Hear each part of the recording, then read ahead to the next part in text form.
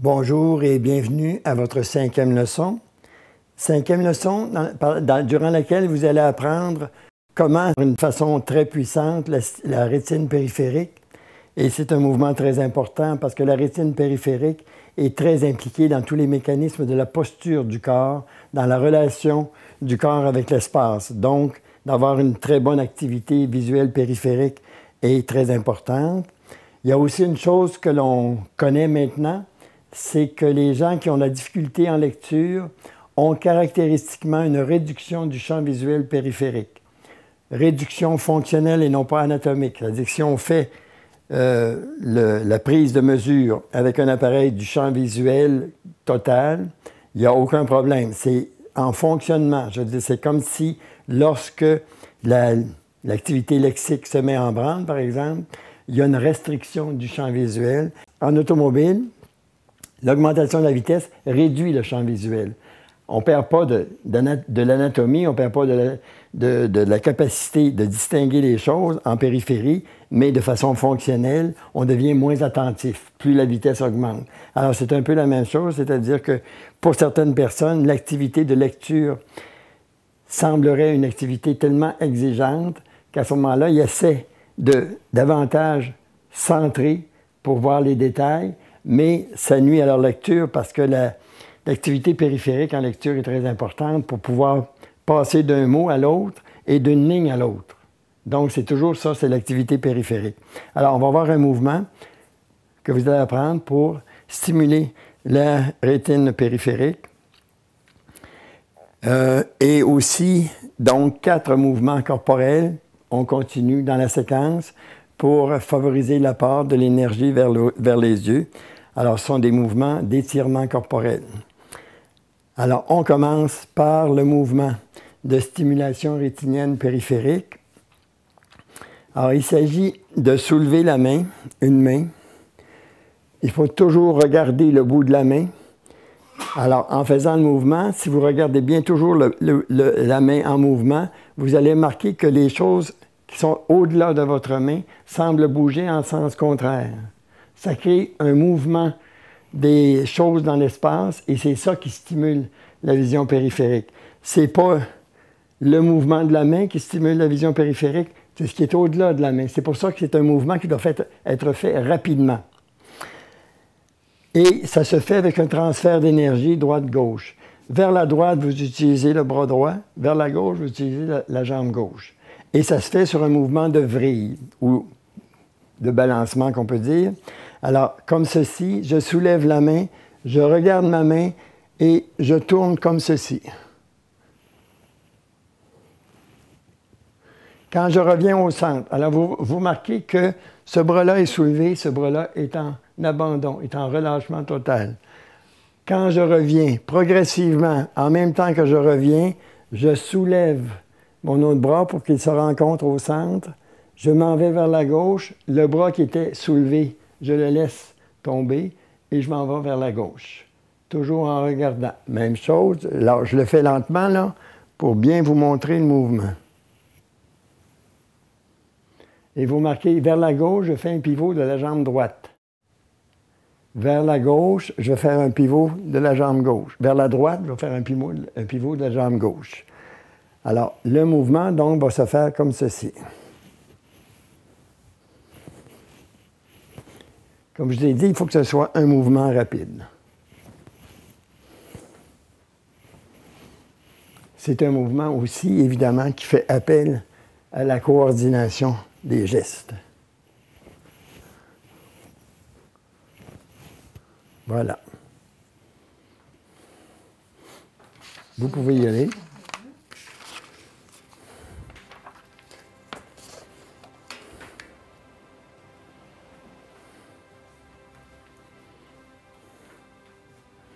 Gardez bien les bras au niveau des yeux tout le temps, tout le temps, tout le temps, tout le temps.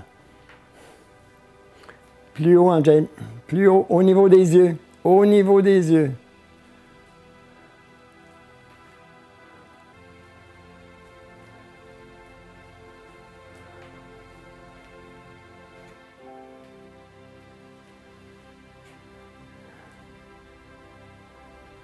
Ça vient, c'est bon.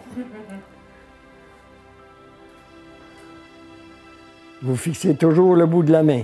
Alors, prenez conscience là, du mouvement des objets qui sont situés au-delà de votre main quand vous bougez.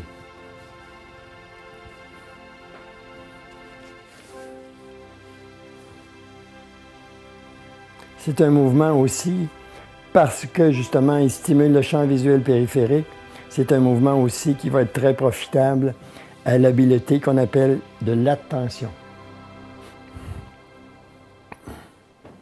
Et maintenant, 4 mouvements corporels pour encore une fois ouvrir des canaux d'énergie vers les yeux. 2 fois le mouvement arché, qui est le mouvement charnière. Paume vers le haut, paume vers le bas. Un 3e mouvement qui s'appelle l'escrimeur. Vous allez vous montrer comment faire. Et un 4e mouvement qui s'appelle le balancier. Alors, archer pour commencer, pour ouvrir le méridien cœur, qui est un méridien d'une énergie ascendante, donc qui part juste au début du bras, qui monte au bout du petit doigt, du côté interne. Si vous observez, si vous regardez ici, là, vous voyez que méridien cœur irrigue jusque vers les yeux. Alors, méridien cœur, c'est ça, du côté intérieur. Ça va? Paume vers le haut.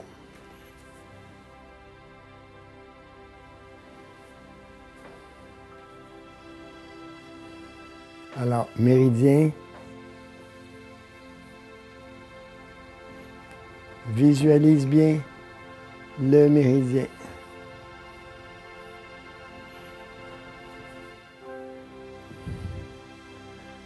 Et de l'autre côté, c'est ça.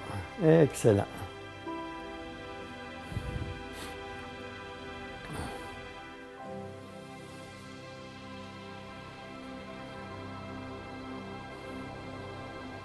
Ça va, merci. Il y a un proverbe caucasien qui dit « Si cœur ne contemple pas, l'œil ne verra pas ». Parce qu'ici, là, quand on parle du méridien cœur, on ne parle pas du cœur organe, on ne parle pas de la pompe cardiaque. On parle du cœur amour, avoir du cœur, avoir du courage. C'est le cœur dans son aspect plus spirituel, je dirais. OK? Et c'est pour ça que si cœur ne contemple pas, l'œil ne verra pas. 2e mouvement, qui est l'escrimeur, qui va servir à ouvrir le méridien foie. Et là, on plonge là, profondément dans le domaine de la vision parce que l'œil est l'organe du foie, ou le foie est l'organe de l'œil, si vous voulez, un dans l'autre. C'est-à-dire que l'œil appartient au domaine du foie. Comme les branches et les feuilles d'un arbre appartiennent au tronc. Mais le tronc a des racines, comme foie a aussi des relations avec les autres systèmes de canaux d'énergie, mais c'est vraiment tout ce système de foie qui nourrit. Et on dit dans les textes anciens, foie est maître de vision. Alors encore une fois, ce n'est pas uniquement l'organe foie, c'est tout le système de transformation de l'énergie. Alors, l'escrimeur est un mouvement qui, pour la première fois, va vous demander un déplacement dans l'espace. Vous avez certainement noté que jusqu'à maintenant, tous les mouvements, vous restez sur place. Vous faites des mouvements, mais vous ne faites pas de déplacement. L'escrimeur est un mouvement de déplacement. C'est un mouvement, en quelque sorte, d'appropriation de l'espace. C'est un premier mouvement où c'est l'œil qui va vraiment guider le mouvement du corps. C'est vraiment l'œil qui va guider la posture, qui va guider l'exploration de l'espace, qui va à son tour venir enrichir la perception visuelle. Alors, et c'est un mouvement qui est basé sur le même mouvement que l'archer, mais à une étape ultérieure. Dans l'archer, vous avez extension, extension, flexion, flexion. Dans l'escrimeur, vous allez avoir extension, flexion. Extension du membre supérieur, flexion du membre inférieur. Extension du membre supérieur, flexion du membre inférieur. Dans le même mouvement. Et c'est un déplacement qui se fait un peu en diagonale et non pas droit devant soi. Alors, il se fait comme suit. J'amène, vous avez remarqué que à chaque fois, je vous fais amener vos mains vers vos yeux pour, en quelque sorte, reprendre le processus de développement visuel qui commence dans le sein de la mer, donc qui commence dans la noirceur, et qui, ensuite de ça, s'ouvre à la lumière. Alors, c'est la raison pour laquelle je vous fais toujours amener vos mains sur vos yeux, parce qu'il ne faut pas oublier que la noirceur, d'une certaine façon, est régénératrice au niveau particulièrement de l'œil transformateur. Il détend la musculature, elle détend la musculature oculaire externe, et évidemment, le mécanisme de la mise à foyer n'a pas lieu d'être actif parce que c'est dans le noir, donc il n'y a aucune lumière. Alors, l'escrimeur va se traduire par le mouvement comme suit.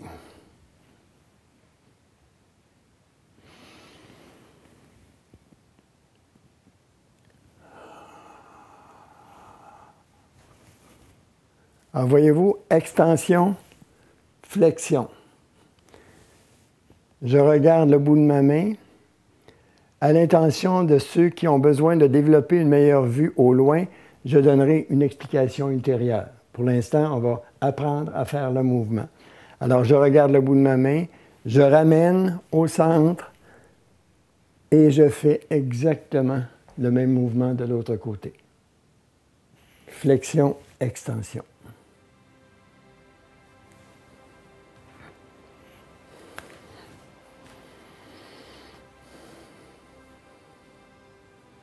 Bien.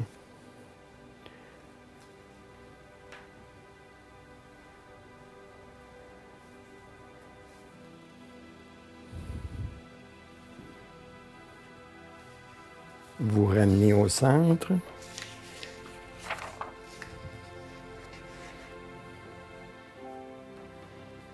Vous savez maintenant pourquoi ce mouvement-là s'appelle l'escrimeur. C'est exactement une position d'escrime.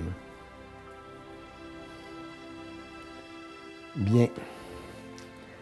Alors, à l'intention des personnes qui veulent développer de la perception visuelle au loin, de diminuer leur embrouillement, ce que je suggère, c'est, lorsque j'amène mes mains sur mes yeux, c'est comme si j'allais chercher de la vision intérieure.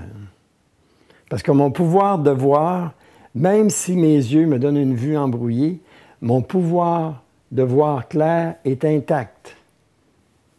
Alors, je vais le chercher. Je prends cette énergie-là dans mes mains. Et au fur et à mesure de mon extension, j'ouvre la main, je regarde le bout de mes doigts et je laisse s'envoler le pouvoir de voir. Comme un oiseau que je tiens dans ma main, l'oiseau s'envole, je le regarde s'envoler le plus loin possible. J'étends ma perception visuelle avec mon pouvoir de voir qui est intact. Progressivement, je le revois qui revient dans ma main, je le reprends, je l'apporte dans mes yeux et je refais la même chose de l'autre côté.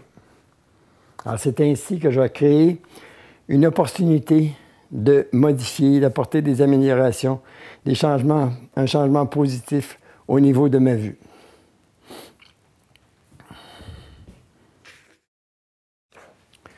Troisième mouvement, mouvement arché.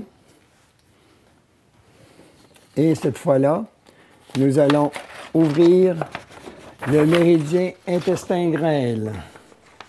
Alors, si vous regardez les bras soulevés, vous voyez que c'est une énergie descendante, donc du côté externe du bras, ou du côté arrière, si on veut, si on le regarde comme ça, du côté arrière, et du côté externe. Donc, il part du petit doigt, entre le petit doigt et l'index, qui descend vraiment là, à l'extrémité externe du bras, pour descendre à l'omoplate et remonter à l'oreille vis-à-vis les yeux. Alors, c'est méridien intestin grêle qui a comme particularité énergétique de favoriser une bonne acuité visuelle. Alors, c'est pour ça que, évidemment, il faut se méfier de raisonner de façon strictement anatomique à la occidentale. Parce qu'on peut se dire, oui, mais l'intestin grêle, qu'est-ce que ça a à faire avec les yeux? Hein? C'est en termes d'énergie, tout simplement. Alors, archer, paume vers le bas.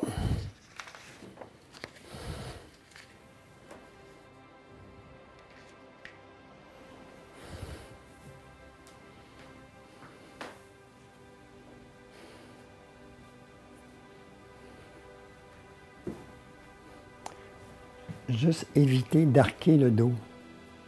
Oui, garde la position droite, debout, naturelle.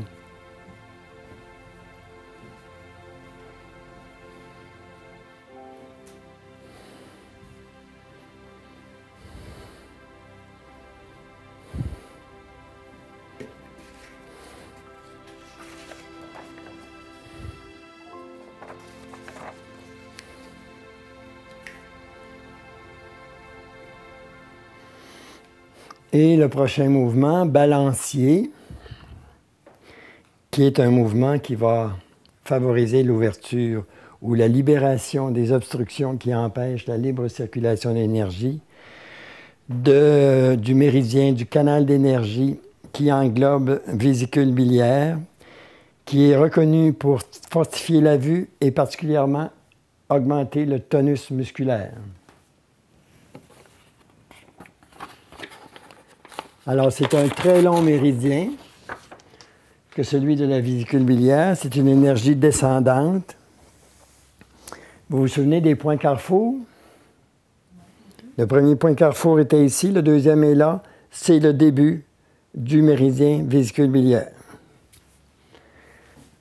Alors, ce n'est pas nécessaire en termes d'imagerie mentale de faire toutes ces boucles-là, OK?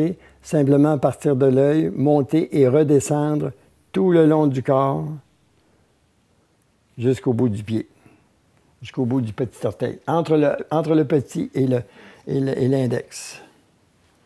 Alors, il va se faire comme suit.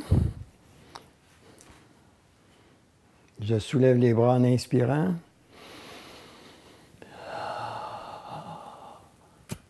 Et je fais une flexion latérale pour vraiment ouvrir le canal d'énergie droite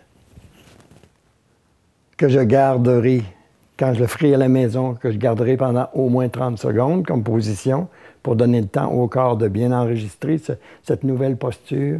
Puis ensuite de ça, de l'autre côté, pour favoriser une ouverture du méridien, du canal d'énergie du côté gauche.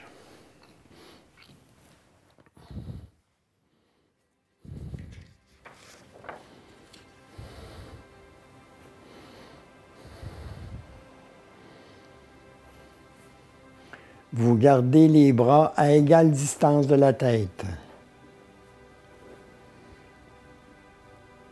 C'est bien. L'oreille vis-à-vis des bras, excellent. Et faites une complète extension des doigts. C'est bien. Et de l'autre côté, fameux.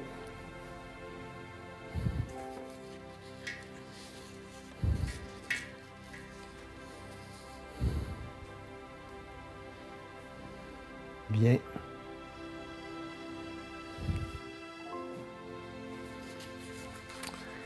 Alors, nous en sommes rendus au terme de cette 5e leçon. Alors, nous allons, comme d'habitude, à la fin de chaque session, de chaque leçon, reprendre la séquence des mouvements jusqu'au dernier que nous venons d'apprendre, qui est le balancier. Alors, on commence par les percussions, ainsi de suite, jusqu'au balancier. Et de toute façon, je vous indique le mouvement à faire. Alors, on commence avec percussion.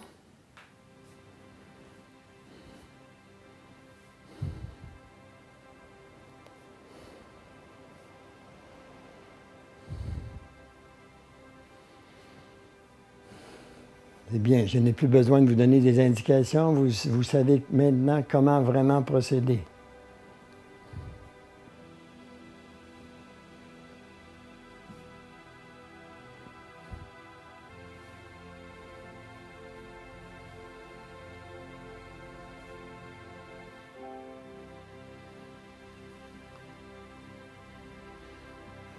Stretching oculaire.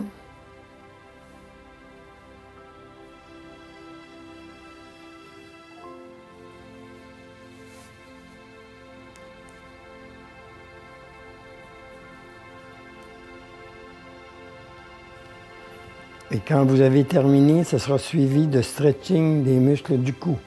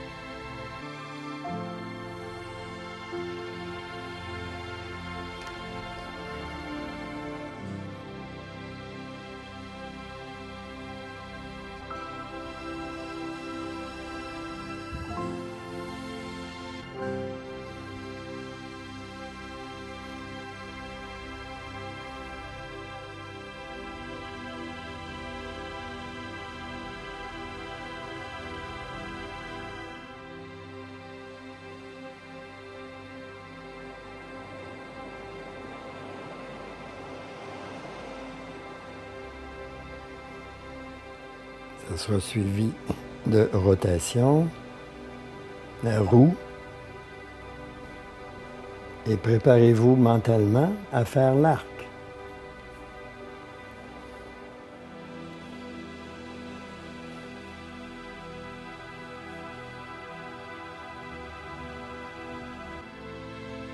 Inspiration, expiration. Bien. La tête, vraiment les oreilles vis-à-vis les bras. Ça sera suivi de la sphère. En expiration, vous faites un enroulement vers le sol avec visualisation du méridien dorsal pour ouvrir tout ce canal d'énergie. Lorsque vous vous relevez, vous amorcez immédiatement poursuite oculaire.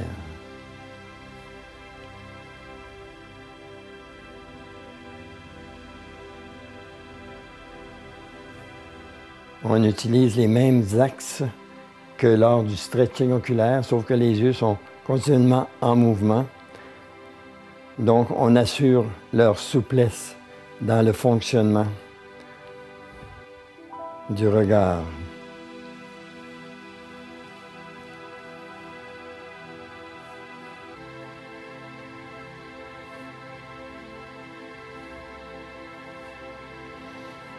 Après avoir fait les mouvements oculaires, les poursuites oculaires, vous continuez la chaîne des exercices en faisant l'archer paume vers le haut.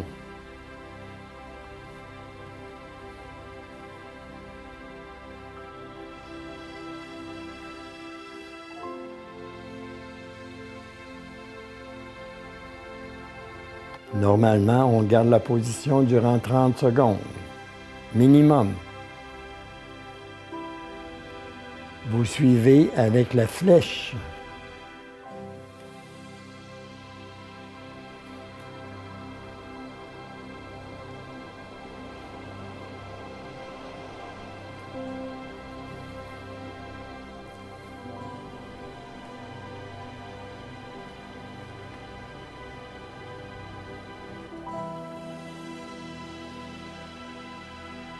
Bras et jambes en extension complète. Vous inspirez. Vous transférez votre bâton de soutien. Et en expiration, vous faites l'extension avec les deux autres membres. Exact. Très bien. C'est normal de perdre l'équilibre, ne vous en faites pas. Le corps n'est pas toujours habitué à garder son équilibre de cette façon-là. Ce qui semble un mouvement simple est souvent plus complexe que l'on pense. Vous continuez avec l'archer, paume vers le haut. Je m'excuse, paume vers le bas. D'un côté, paume vers le bas, bien en ligne avec exact. Alors, ça favorise l'alignement de chaque œil, hein, parce que quand vous êtes en extension complète, il n'y a qu'un œil qui est bien aligné. Et c'est tout à fait normal. Vous revenez au centre et vous faites la flexion arrière.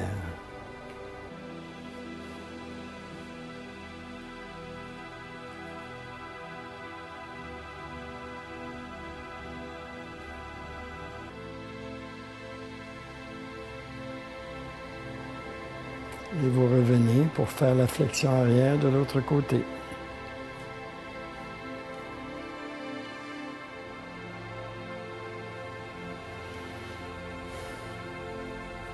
Quand vous reprenez votre position, vous faites les ovales pour stimuler le mécanisme de la concentration de la lumière dans l'œil. Faire un mouvement aux muscles responsables du mouvement de la lentille de l'œil qui s'adapte aux distances rapprochées. C'est comme un massage que vous faites à la lentille de l'œil et aux muscles en faisant une contraction, une contraction, une décontraction, une contraction, une décontraction. Au terme des ovales, vous amorcez le piston en deux phases. Première phase, c'est la même chose, c'est comme un massage qu'on fait aux muscles extra-oculaires.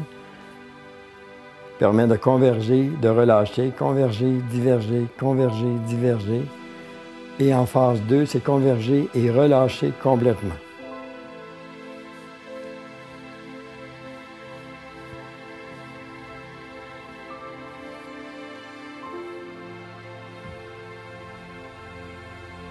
Gardez vos pouces près de vos yeux, au niveau de vos yeux, et faites le mouvement « non » pour dégager la chaîne musculaire qui peut s'associer entre muscle oculaire et muscle du cou.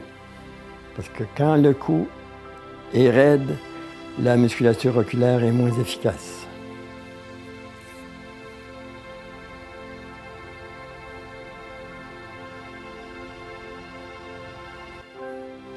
Vous enchaînez avec archer, paume vers le haut.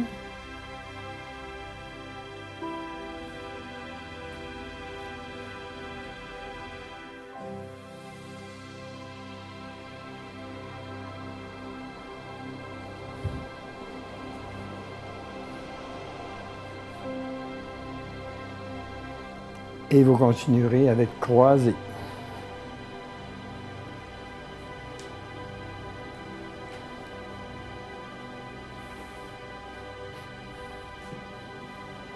Bras en extension et jambes opposées au bras en extension, qui est aussi en extension. En croisé, exactement comme ça. Vous regardez le bout de votre main.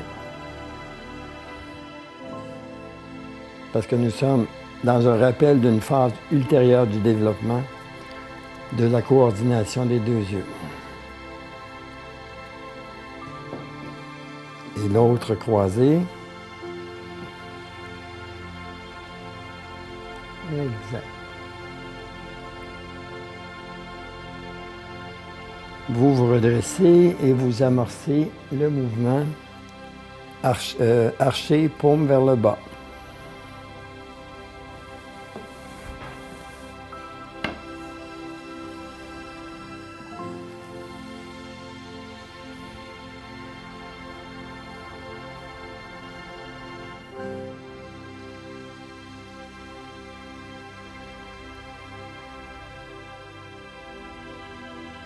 Amenez vos deux bras sur vos yeux, soulevez vos deux bras complètement et vous procédez au salut royal.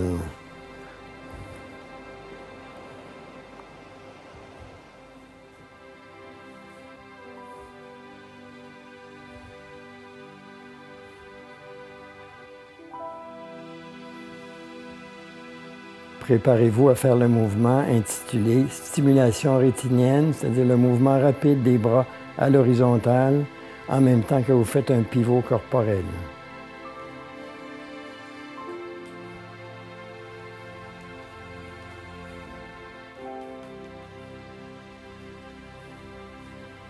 Je vous rappelle que c'est un mouvement qui doit être fait rapidement pour vraiment bien stimuler le champ visuel périphérique. Alors, vous regardez constamment le bout de votre main afin de percevoir un mouvement apparent en sens contraire des objets qui sont au-delà de votre main.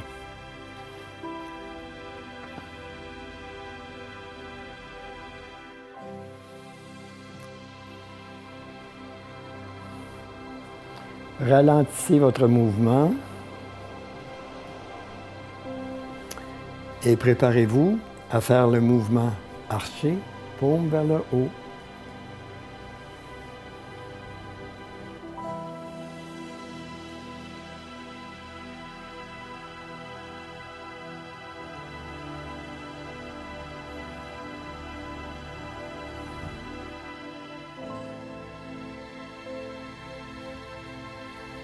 De l'autre côté.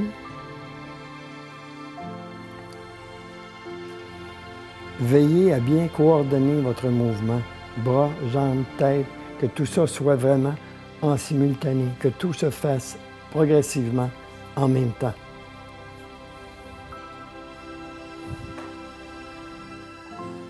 Vous ramenez au centre,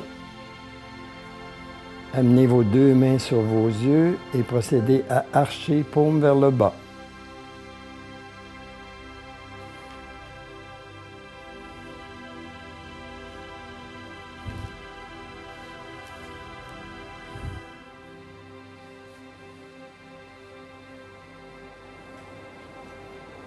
Merci.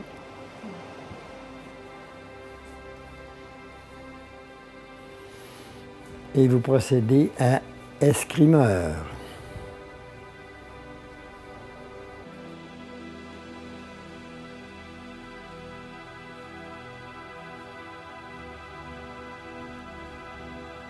Alors, vous pouvez en profiter pour prolonger votre vision au loin.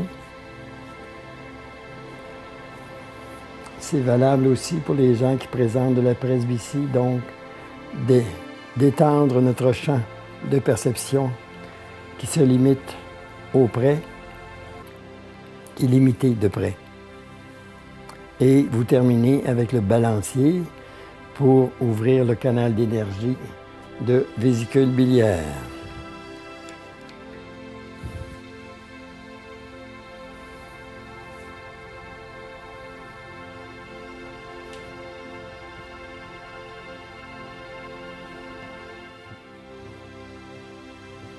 Attention de garder, c'est ça, le même espace entre tête et les deux bras.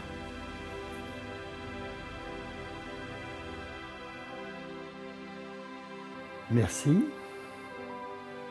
Et dès que vous êtes en station debout, faites une friction des mains juste au-dessus de la tête.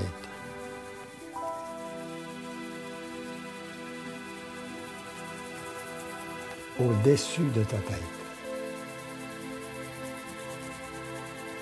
Et quand vous sentez avoir accumulé suffisamment d'énergie, vous faites un dôme avec votre main, vos deux mains, que vous posez au-dessus de vos globes oculaires en bloquant le plus possible toute entrée de lumière. Et comme je l'ai mentionné lorsque je vous ai démontré l'exercice, idéalement, on conserve cette position-là durant 3 minutes. On ne le fera pas maintenant, c'est juste pour vous montrer la séquence des mouvements. Et on va terminer par se créer une image corporelle de détente complète, absolument inactive. Et dès que c'est fait, je prononce 3 fois la phrase « Mon corps est lourd ».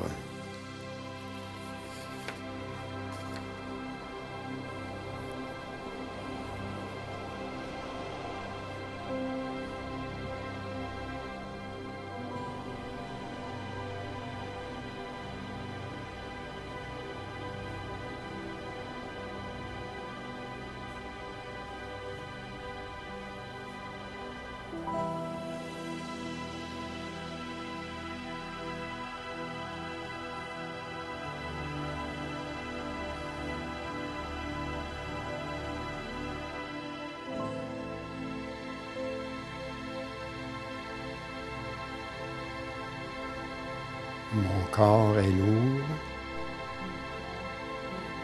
Mon corps est lourd. Mon corps est lourd. Sentez la détente qui s'installe. Mon œil droit est lourd. Mon œil droit est lourd. Mon œil droit est lourd. Mon œil gauche est lourd. Mon œil gauche est lourd. Mon œil gauche est lourd. Mes deux yeux sont lourds. Mes deux yeux sont lourds. Mes deux yeux sont lourds.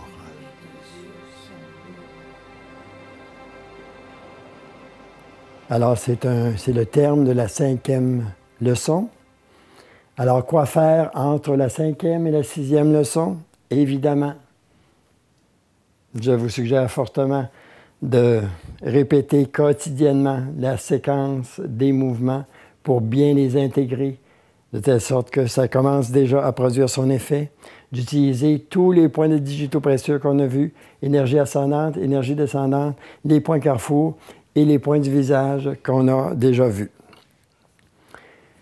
D'aller dans le sens des imageries dirigées sur le document audio que vous avez reçu en même temps que cette leçon, de procéder à l'imagerie dirigée intitulée « Contact avec le guérisseur intérieur ». Et en plus de répéter celles qui ont déjà été faites, les précédentes. Et vous avez aussi une lecture qui vous est suggérée, le texte qui s'appelle « Nourrir au lieu de combattre ». Vous savez, l'attitude naturelle face à un dérangement, face à une maladie, c'est de la combattre. En tout cas, c'est l'attitude de la médecine officielle. Tu as un virus, on va le combattre. Tu as une bactérie, on va la combattre par des antibiotiques, par des vaccins, etc., etc. Mais on se rend compte de plus en plus qu'il y a des bactéries qui deviennent de plus en plus résistantes. À force de vouloir combattre, comme on dit souvent, il nous arrive ce qu'on ne veut pas. Alors, on a beau combattre la maladie. Les bureaux d'optométristes sont pleins. Les bureaux d'ophtalmologistes sont pleins. Les hôpitaux sont pleins. Les cabinets de médecins sont pleins. Je pense qu'on a une mauvaise voie qui a été prise de toujours combattre. Alors que nourrir la maladie, pas nourrir la maladie, je m'excuse, nourrir la vue, nourrir le corps, va faire en sorte qu'il va y avoir tellement d'énergie que s'il y a une maladie qui existe, elle va foutre le camp, ou il n'y aura pas de prise à la maladie, parce que le corps va être bien nourri en termes d'énergie. Alors, c'est ça qui est l'attitude de nourrir au lieu de combattre. Alors, dans le texte, vous avez des témoignages, vous avez des citations. Alors, je vous incite fortement à le lire. En même temps, revenez sur les textes précédents, la confiance, les croyances, les cadeaux de la maladie. Et là, vous ajoutez cette nouvelle attitude d'ouverture, de nourrir et non pas de combattre. Dans son livre, Thomas More écrit « Tous les soirs, on devrait demander à nos organes, est-ce que je vous ai bien nourri aujourd'hui? Est-ce que vous avez eu du plaisir à fonctionner? » Alors, tous les soirs, je vous suggère de vous arrêter et parler à vos yeux, vous dire, est-ce qu'aujourd'hui, vous trouvez que je vous ai bien nourri? Est-ce que vous avez eu du plaisir à regarder? Est-ce que vous avez eu du plaisir à voir? Est-ce que vous avez eu du plaisir à concentrer la lumière en vous? Dites-moi si c'est ça que j'ai fait pour vous. C'était le terme de la 5e leçon.